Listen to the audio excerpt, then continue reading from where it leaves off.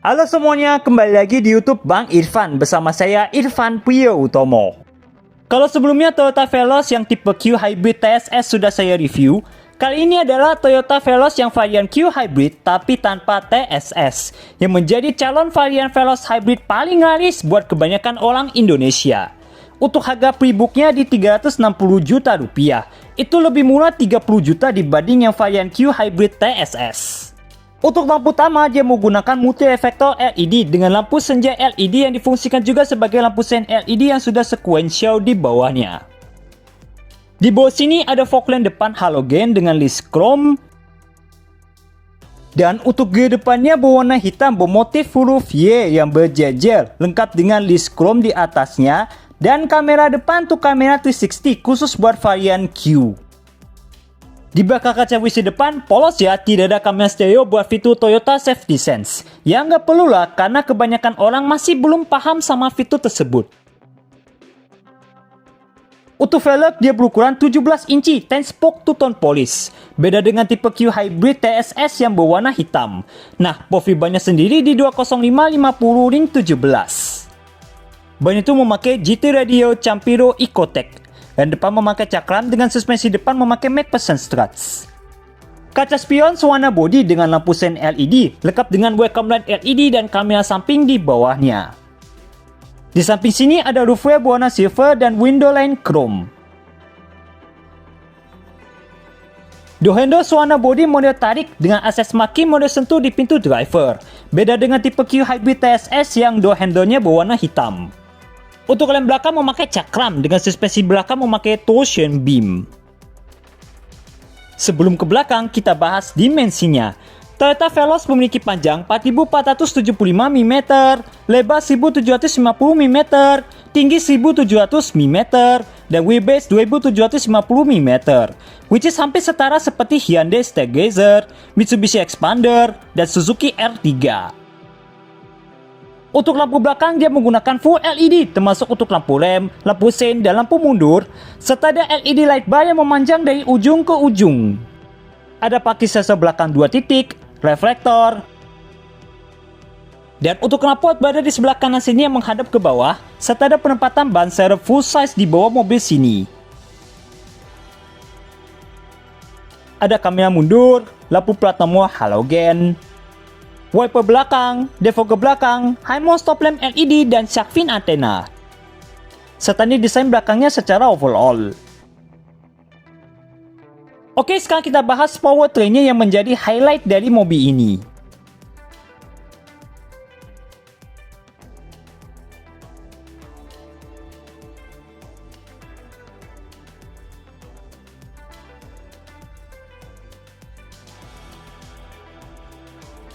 Untuk segi powertrain, Toyota Veloz Hybrid memiliki mesin yang sama seperti Yaris Cross Hybrid, yaitu berkode 2NE-VEX 1500cc, 4 silinder 16 katup, naturally aspirated berteknologi Atkinson Cycle. Mesinnya sendiri memiliki output tenaga sebesar 90 dk di 1500 rpm dan torsi 121 Nm di 4000 hingga 4800 rpm.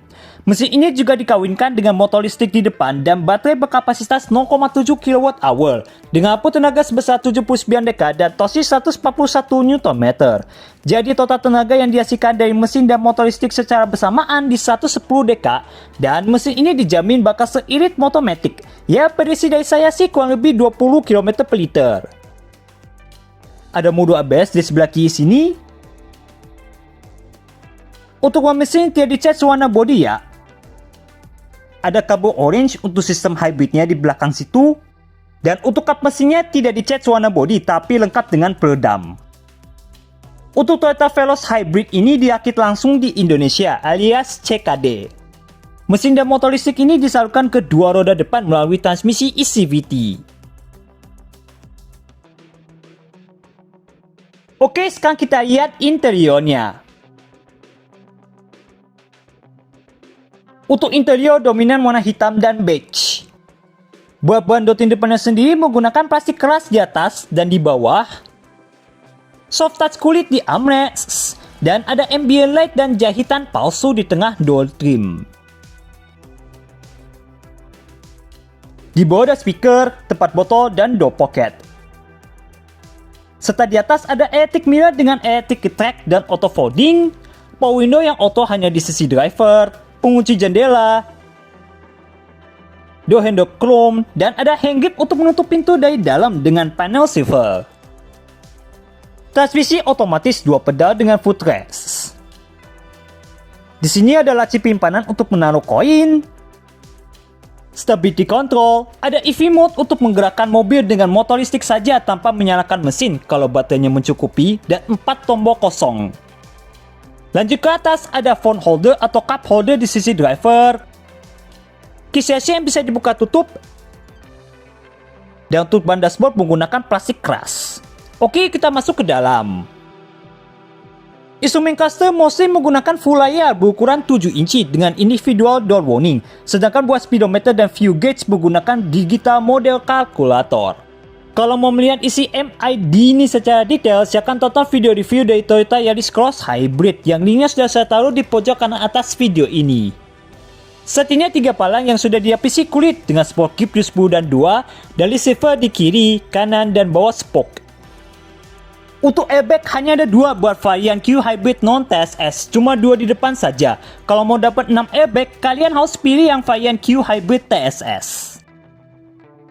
Di kemudian setir, yang jempol kanan ada seat track, mode media, Bluetooth teleponi, dan ada drive mode yaitu Eco, Normal, dan Power. Tapi sayangnya tidak ada cruise control ya. Sedangkan yang jempol kiri untuk urusan MID, auto trip, voice control, dan volume media. Di belakang kemudian setir, di sebelah kiri ada saklar wiper, baik di depan maupun di belakang. Sedangkan di sebelah kanan ada saklar lampu sein terintegrasi dengan saklar lampu utama yang sudah auto dan fog lamp depan. Untuk pengaturan setir, ini tilt dan teleskopik.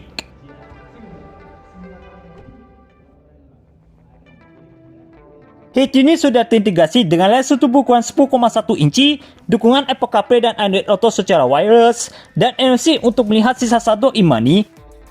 Di bawah layar tengah ada tombol hazard, dan ventilasi AC 2 biji. Buat AC-nya sendiri menggunakan single zone auto climate control, tapi sayangnya dia tidak memiliki alat semburan ke kaki ataupun defogger depan seperti yang ada di rivalnya, meskipun sudah ada defogger belakang. Di bawah sini ada push button ignition yang berwarna biru muda khusus buat varian hybrid, dan ada indikator seatbelt untuk semua penumpang. Transmisi ECVT yang sudah dibilang tadi dengan brake atau low gear mode. Ada electronic parking brake dengan auto hold, dan Qi wireless charging. Nah, wireless charging ini standar untuk semua varian dari Toyota Veloz Hybrid.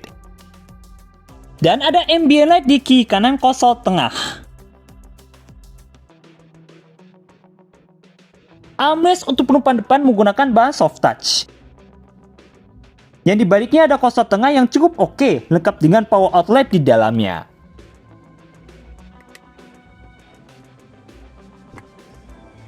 Serta ada laci penyimpanan untuk menaruh HP di sebelah kanan konsol tengah. Untuk jok, dia memakai bahan kombinasi antara kulit sintetis dan fabric berwarna hitam dengan motif perforated di tengahnya. Seatbelt untuk penumpang depan masih kelihatan tonjolannya alias fixed. Handgate depan model track. Sun visor di sisi penumpang depan lengkap dengan card holder, cermin dan lampu. Spion tengah manual dengan dynamic view. Ada lampu baca LED kiri kanan untuk penumpang depan. Sun visor di sisi driver lengkap dengan card holder saja. Tidak ada cermin dan lampu seperti yang ada di sisi penumpang depan. Dan di sisi driver tidak ada hand grip. Ada tweeter di pilar A, airbag di sisi penumpang depan. Ada ban soft touch kulit berwarna beige di dashboard sisi penumpang depan dengan tulisan Veloz. Beda dengan varian Q Hybrid TSS yang berwarna hitam. Dan ada cup holder di sisi penumpang depan. Untuk glove box, tanda bus of opening. Serta ini layout dari door trim depannya. Sip, sekarang kita ke bangku baris kedua. Pengaturan jok drivernya manual, lengkap dengan hair adjuster. Dan ada tuas untuk membuka kap bensin di sebelah kanan jok driver.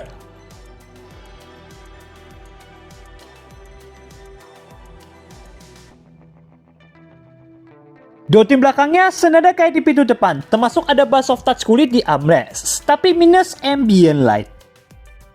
Di atas ada door handle chrome, cup holder, dan power window yang sejajar armrest. Serta di bawah ada speaker, tempat botol, dan door pocket. Duduk di bangku baris kedua dari Toyota Veloz ini, saya tingginya 169 cm, untuk legroom ini lega banget.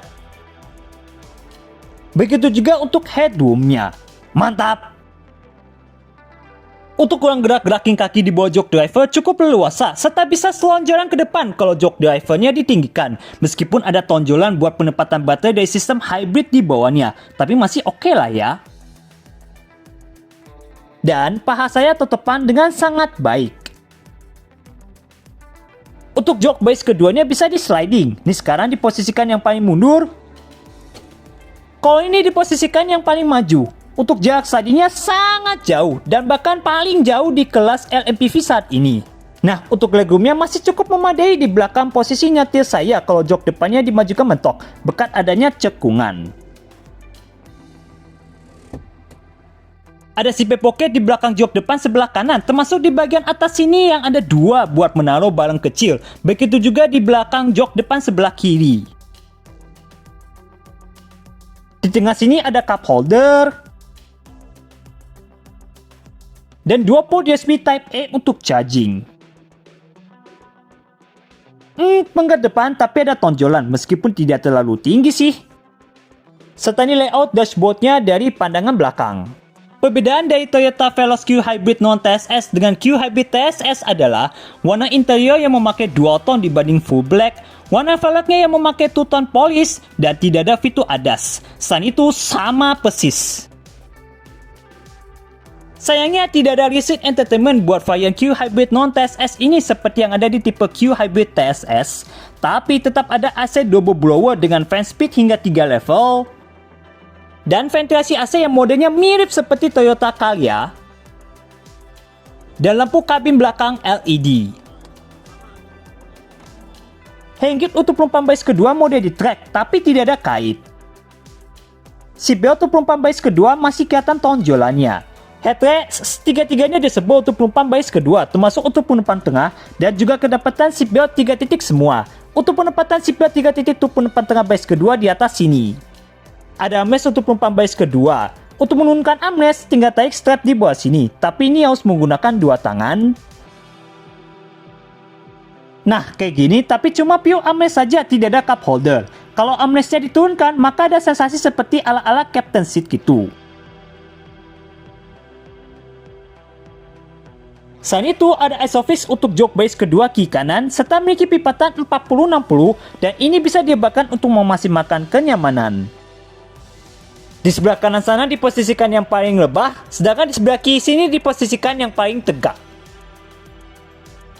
Fitur keunggulan dari mobil ini yang tidak ada di rivalnya adalah sofa mode, yang dimana jok depan ataupun jok baris kedua bisa dilebarkan hingga 90 derajat seperti ini. Jadi bisa rebahan ataupun tidur di dalam mobil saat sedang menunggu anak-anak pulang sekolah, menunggu penumpang taksol, ataupun menunggu orang pulang kantor. Super nice! Oke, sekarang kita ke bangku baris ketiga. Untuk mengakses ke baris ketiga, kalian harus melipat jok baris kedua dengan menarik tuas ini.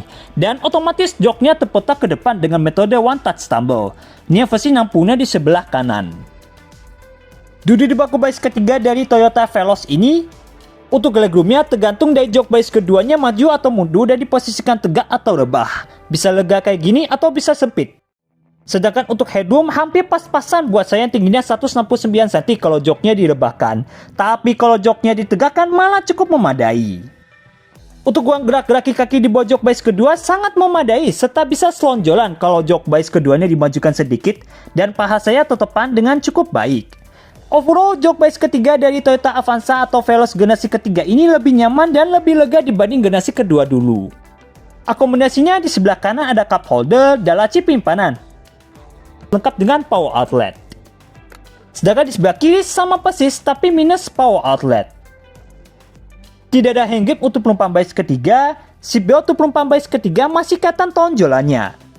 Headrest kiri kanan adjustable untuk penumpang baris ketiga serta memiliki lipatan 50-50 dan ini bisa diubahkan untuk memaksimalkan kenyamanan.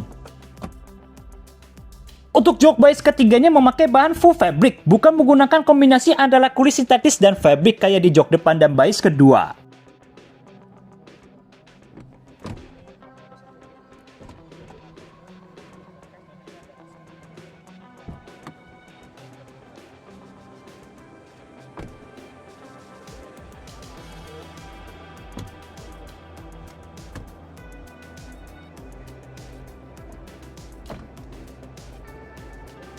Untuk membuka pintu bagasi, tinggal pencet tombol elektris di bawah tulisan Veloz.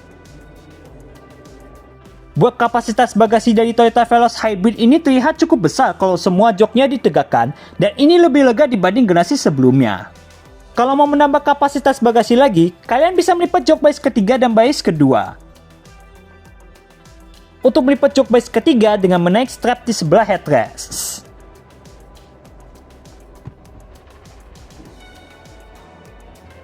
Di sebelah kiri bagasi ada lampu bagasi halogen, dan di bawah tiap bagasi ada laci penyimpanan rahasia dengan 3 kompartemen yang berbeda dan penempatan toolkit.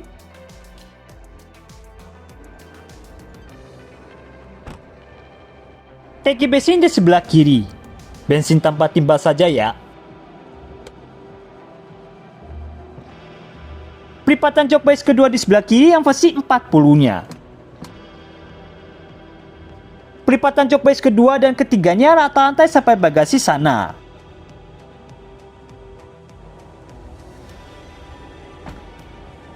Ada akses maki mode sentuh di pintu penumpang depan.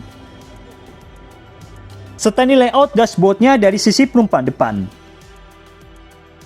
Di sebelah kiri konsol tengah ada laci penyimpanan untuk menaruh HP, lengkap dengan port USB Type-A untuk charging. Pengaturan jok penumpang depannya manual juga, tapi minus head adjuster seperti yang ada di jok driver.